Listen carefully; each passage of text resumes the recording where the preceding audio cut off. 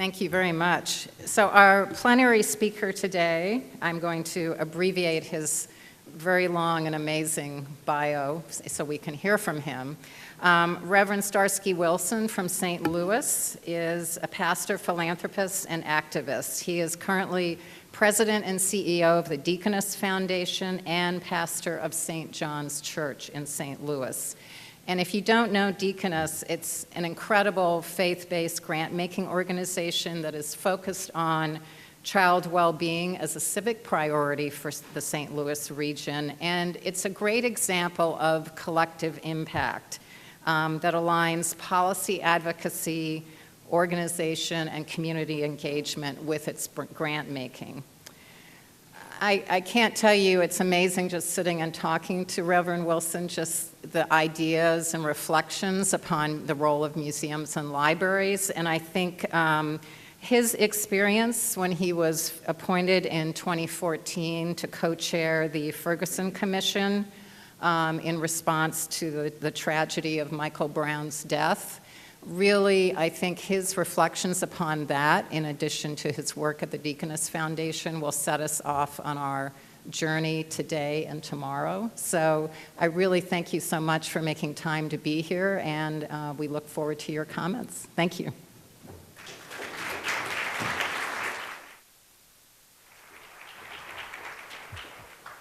Good morning. It is indeed a pleasure to be here. Thank you very much, Kit, and to the team at the Institute for Museum and Library Services for the occasion to be with each of you this morning. It is appropriate for me always, and of course thanks to the partners at William Penn Foundation and the Reinvestment Fund as well for support of this convening. It is always appropriate for me to do level setting with folks to let people know my defaults. I am a preacher. I am a black preacher. In case you didn't notice, I am a black preacher from the South who happens to be serving at a foundation and spent some time leading commission. Those things being said in public space, I have to let you know, because I also serve a very diverse church at St. John's Church in St. Louis, and that church has folks from all different cultural backgrounds there in the inner city in St. Louis. And so I am reminded at times that I have to give certain people permission to do things. And so I'm going to do this. So those in our church who grew up in black church traditions, they grew up talking back to the preacher. What I found out at service to this church and the previous church I served, which was also racially diverse, is that my European brothers and sisters find it rude to speak when other people are speaking. And so I actually have to give them permission. So if there are things that seem to connect with you, you disagree with, if you disagree, hold that to yourself. But if there are things that resonate with you, I invite you to speak back to me. It might actually help me keep my time, just for the record. The other thing I should give context on is there's a set of images that'll be rolling on the screen that is behind you. I find it inappropriate with spoken word to invite people into the experiences of people in very difficult and even tragic circumstances. And so I've come to try to share with folks to get them closer to the experiences that we have had in the St. Louis metropolitan community since the August 9th, 2014 death of Michael Brown and the following community uprising with different sets of images. I invite you, they will rotate on a loop, so I'm not clicking through, they will rotate on that loop to invite you to engage in the experience, and some of these things I will connect with throughout the time of the presentation. And if it is the case that you just get tired of looking at me, there are better things, perhaps more engaging things to look at there. I'd like to begin with a reflection and a quote from my grandfather. My grandfather, R.L. Turner, the late R.L. Turner, was a cook in the Army. And he's one of those folks, everyone needs these folks, Kit. When you can't remember who said something, you need somebody to attribute it to. And so there are 3 or 4 voices I have like this. This is one of the things that I know my grandfather actually said. One of the things he always told me, he said things like, every man needs a truck, because if you got a truck, you'll never be out of work, right? He also said things, this common wisdom like, There are two things they ain't making no more of: time and land. You're not getting any more time, and there ain't going to be any more land. This common reflection on the fact that there will be no more land produced, there will be no more space produced, calls us to be thoughtful about how we use the spaces that we have. He, of course, was always trying to remind me he was focusing on the time part.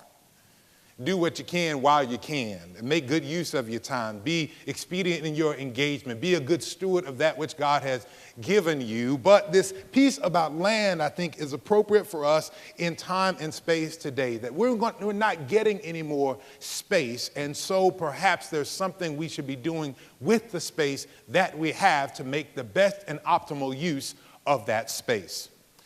I am particularly reminded of the sense of scarcity about land that my grandfather instituted to me when I consider the modalities of public protest that we see taking center stage today.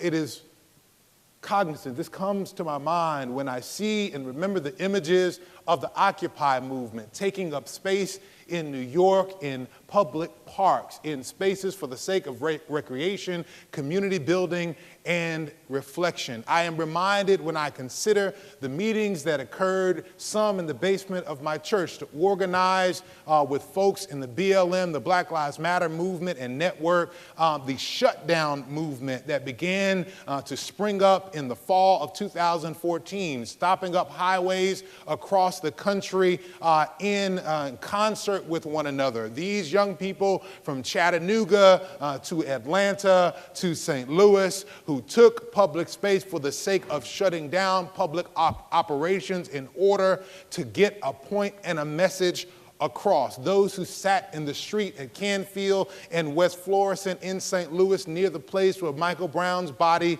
lay. They decided because there was no more land being produced, they would reinterpret, reuse, and stop up for the sake of repurposing the land that was used, particularly public land. It seems to me, a desperation about public space. I was reminded of this in August, late August of 2014. I got an email. From a staff person from one of our local museums. This email from the staff person at one of our local museums in St. Louis invited me or my colleague Mike Kinman, the leader and dean of the local cathedral, to provide space for what was called the Ferguson Freedom Ride. A group of activists led by Patrice Cullors, one of the co-founders of the Black Lives Matter movement, and Darnell Lee out of New Jersey, who is one of the leaders as well, helped to organize from coast to coast more than 450 people in 2.5 weeks to descend upon the community in St. Louis and Ferguson. The problem was that with 24 hours left, with all of these people who had raised funds to make it there, the public university institution that told them that they could convene there for 4 days all of a sudden told them that they couldn't come when they got a better sense of what they were going to do. The museum official reached out to the church leaders because the public university decided that they would not house this particular group. And so from public space to sacred space, these activists found a place to abide and to engage. There are images you will see here of Patrice and Darnell, and there are images you'll see of a sanctuary full of people with Black Power fist up because they are in that church space, which wasn't very comfortable for many of them, just for the record. Church doesn't have the best history with some of these things about dress code and deportment and behavior and progressive and sexual orientation, all of these matters. And so it wasn't exactly the space they expected. But the public spaces turned them our direction. Pawpaw said, I'm sorry, that's what I call my grandfather when I'm not in these more formalized settings. Pawpaw said there's two things they ain't making no more of: time and land. And so when the public spaces and land turned them in a different direction, they found themselves in the church. It seems to me what we have is a problem of shrinking public space. Spaces where we might connect, spaces where we might learn from one another, spaces where we may grow, spaces where we may dialogue for the sake of getting to a different answer, spaces where we may be exposed one to another and come to know one another and dream together. This is part of what I experience in this shrinking public space with the BLM movement. It is also perhaps what has led to what some would call the desperate tactics of Occupy and desperate tactics of BLM to shut down spaces and even to reclaim spaces that we thought were ours in the first place.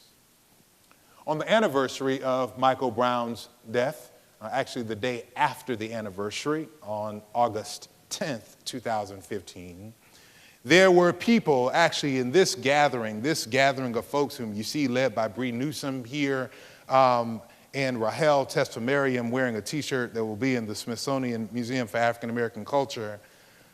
We found ourselves barricaded from a public space in the U.S. federal courthouse. Here, Dr. Cornel West and Reverend Osajifo Sekou overcome the barrier. As we overcome that barrier, we're seeking to enter into the federal courthouse to deliver a letter from a group of clergy to the U.S. attorney. But we are barricaded from this public space. And so we began to take a seat.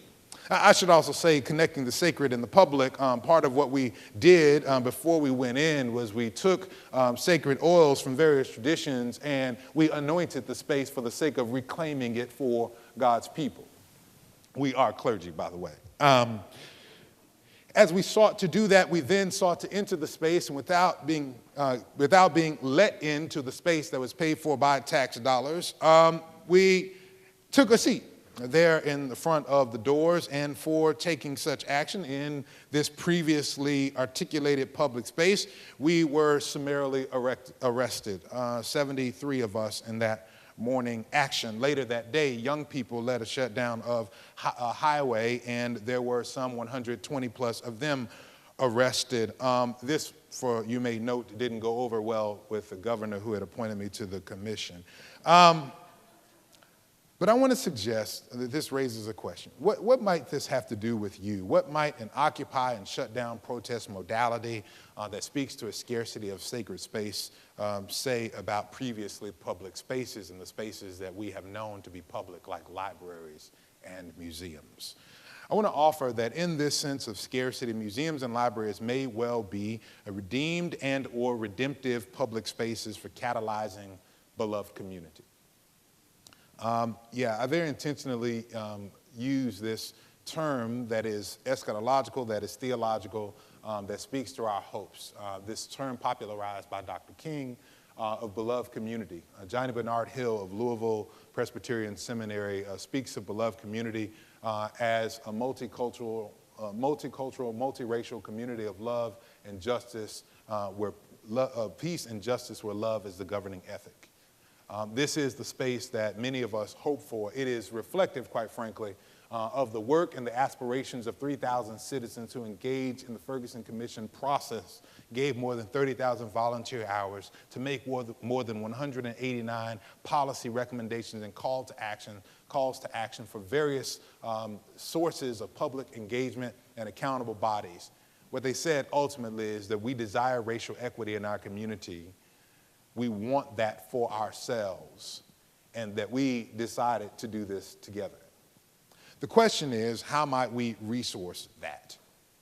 In order to get there, I think as I kind of walk briefly through my experiences, I want to suggest that there are a few things we need that museums and libraries may help to provide that will help us get to this sense of beloved community, even with the limited time and space that we have.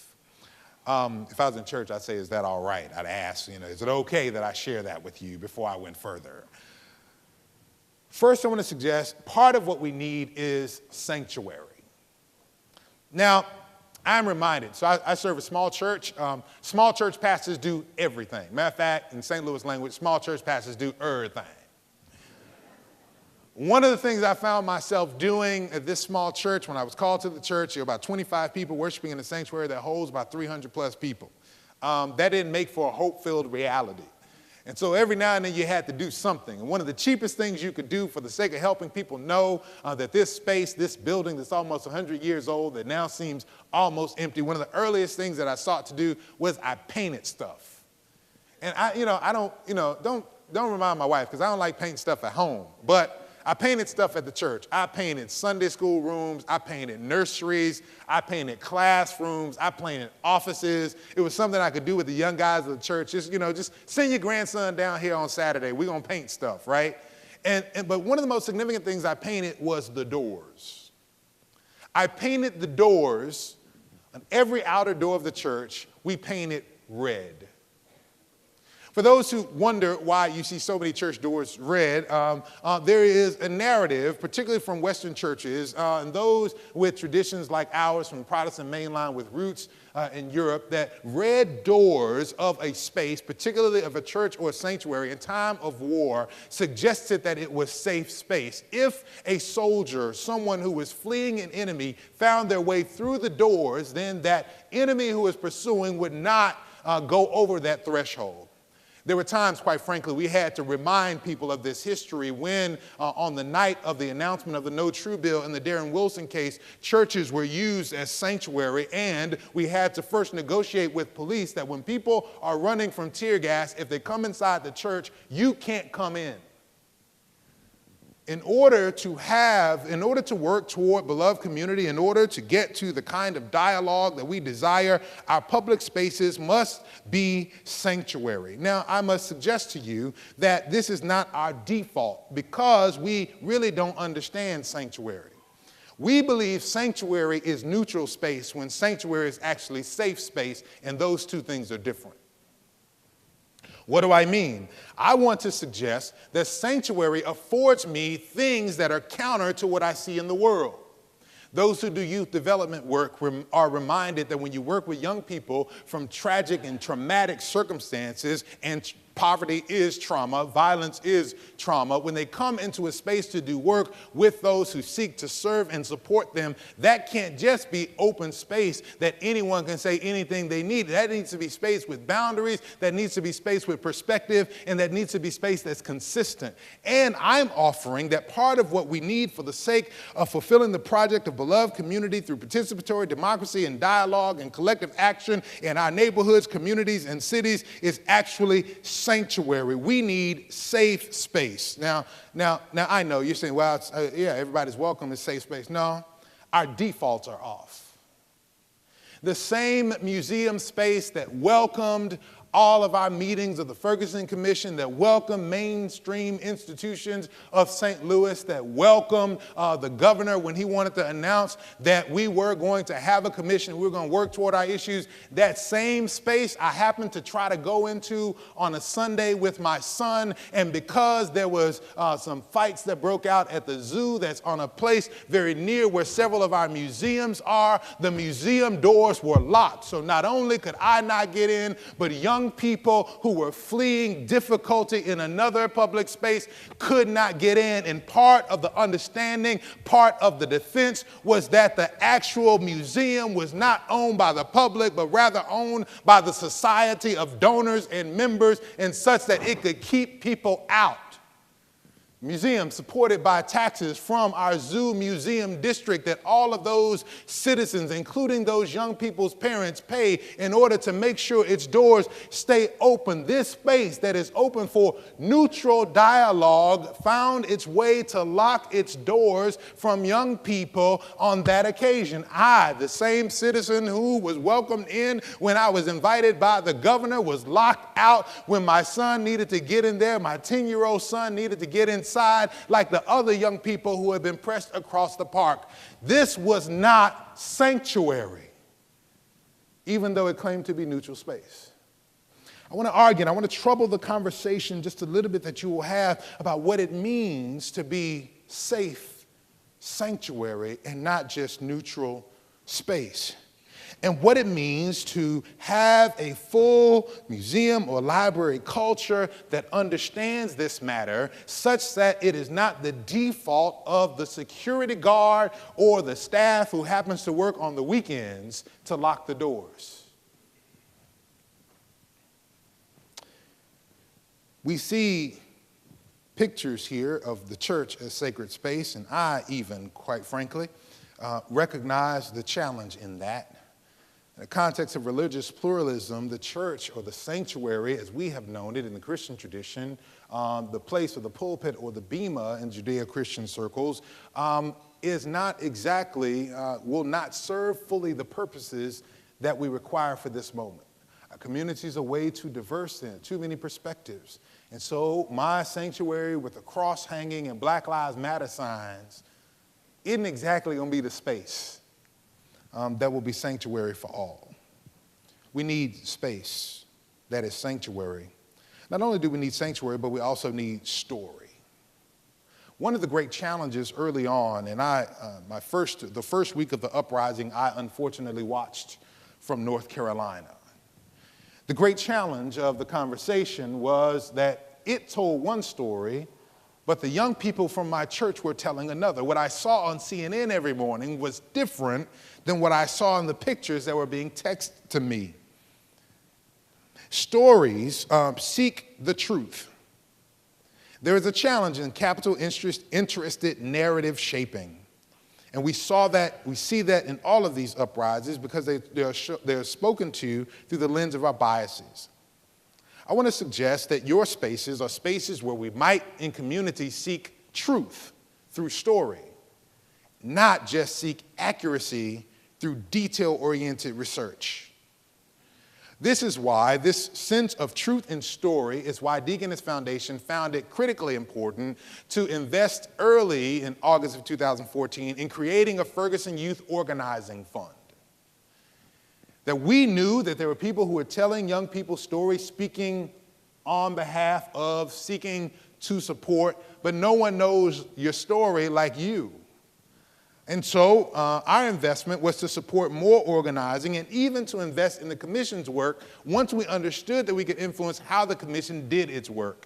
If this would be, as Lindsay Lupo has written about 100 years of riot commission politics in America, seeking to get the best answers off the shelf to reproduce and process people's emotions so that they felt better about the issue 6 weeks later, if we were just going to have some meetings so we could say we had meetings and we would not actually go to people where they were, reach out to people and hear their pains, if we would just make presentations of papers and never offer people the public space to tell their stories, then there would not be worth investing in. But the definition of collective action requires us to listen to and to amplify one another's stories. The libraries, the museums become space where we might do that. You see some of our meetings going through these spaces in order to hear people's stories and give them an opportunity to be heard.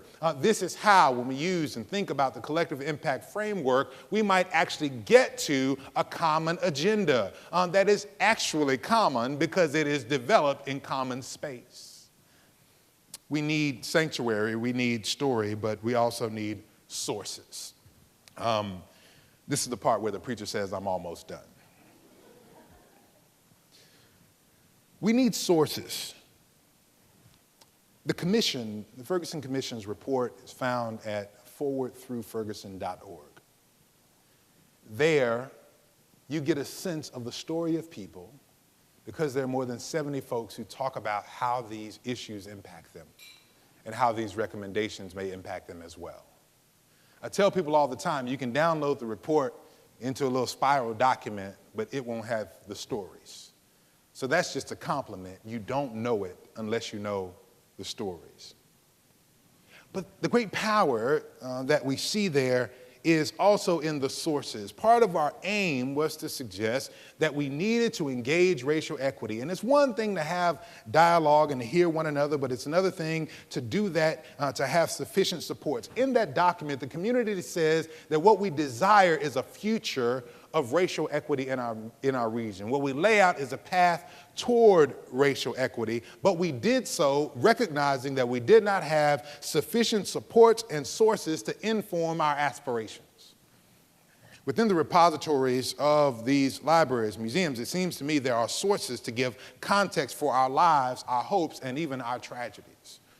What would it mean for our collective learning to be fully engaged and to have engaged and to be engaged by our network, our deeply rich resource in our community of our museums, of our libraries?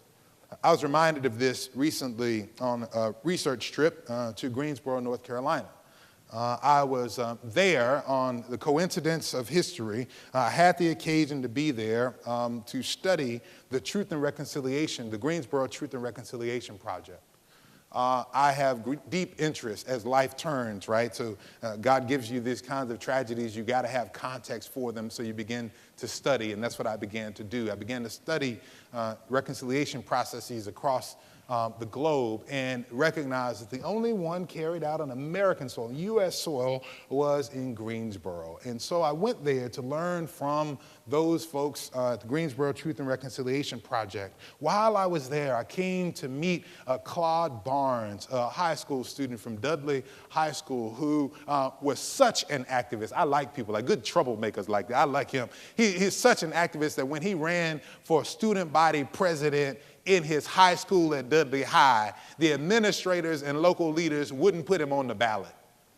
He was too much of an activist. He was connected with his brother by the name of Nelson Johnson. Nelson Johnson was there at North Carolina A&T, who was really a rabble-rouser. And they said, just because you're with him, we're not going to put you on the ballot.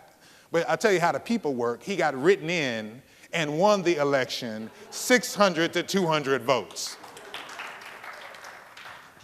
So there I had the opportunity to sit down with Claude, and there we were able to put in the context. I was able to deeply dig into the story of that student movement in North Carolina A&T to put in conversation with what we experience in Ferguson, the matter of troops and state troopers being called out, shooting into North Carolina A&T College over 4 days, a shootout on the campus, to put that in conversation with the Greensboro massacre where people had been killed by the Ku Klux Klan in a labor rally, to put that in conversation with the sit-in movement that began there on February 1st in the 1960s, there at that lunch counter in Woolworths. And that I was able to piece together from my meetings at Faith Community Church, where the beloved community center is, and my gathering at the International Civil Rights Museum there there in Greensboro downtown. But at the same time, by coincidence of history, I had the occasion to speak and to preach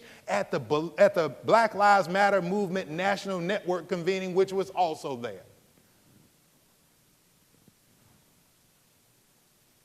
It seemed to me that there was an ordering of context and source and resource for the movement today, with those young people gathered from all over, primarily North America, to learn and to convene and to grow on how they would do their work together, to articulate what would be their collective mode of operation and collective agenda in a space and place where student movements had begun and really changed the nature of the civil rights movement.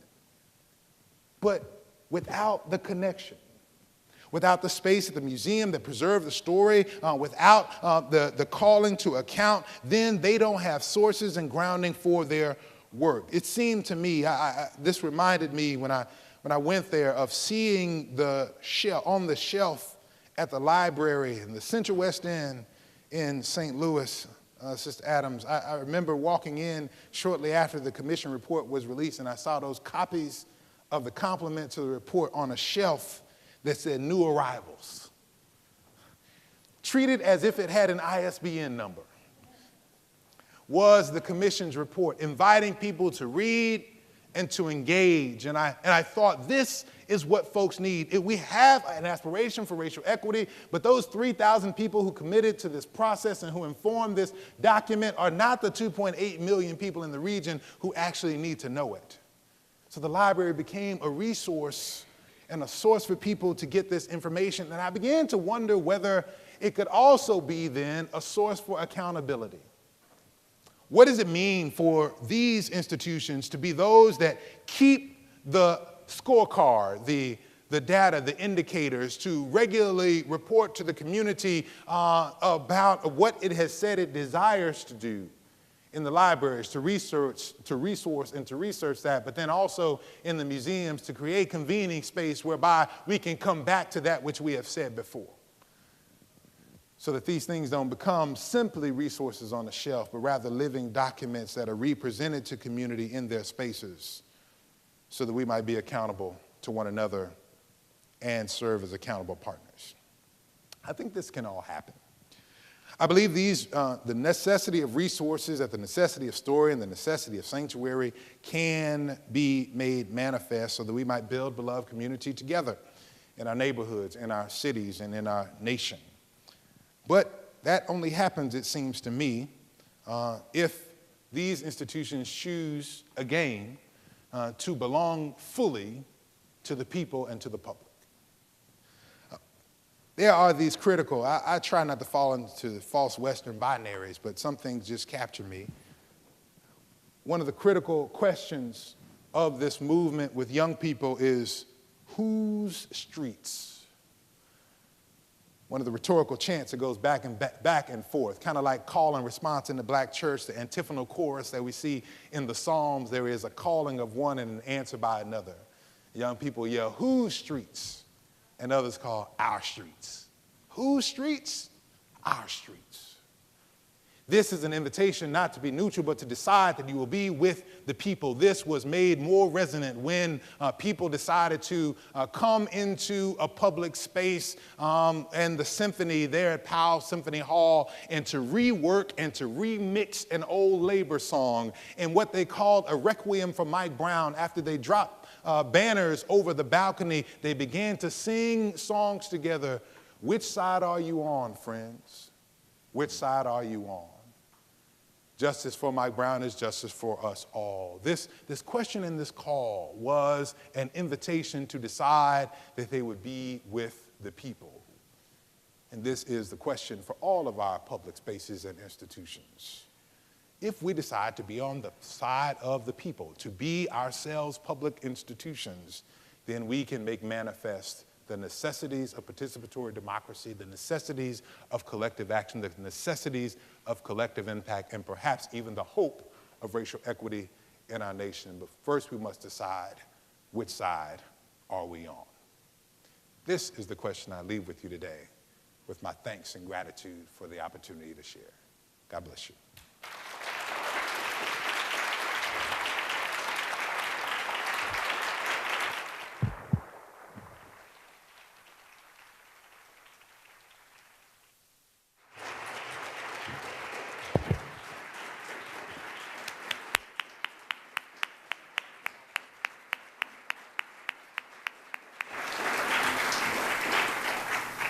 Well, thank you so much for leaving us with thoughts, challenge, and I think a platform to start our conversation.